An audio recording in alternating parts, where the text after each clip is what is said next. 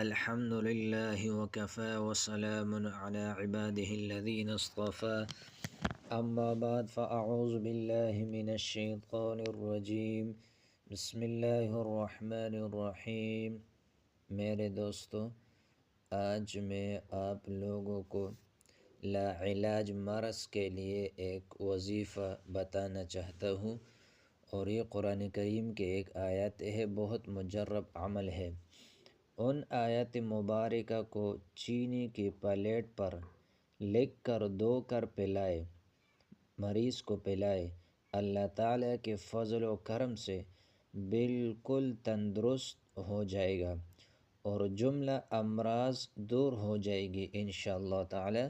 اللہ کی فضل و کرم سے اللہ ان کو شفا دے گا۔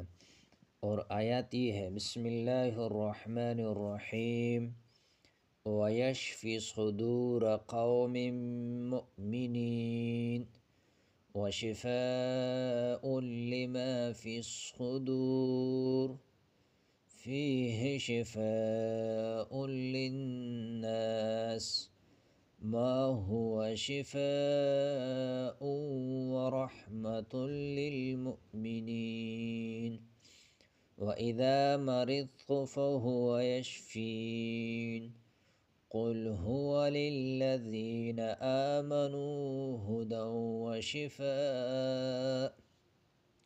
یہ قرآن کریم کی چند آیاتیں ہیں۔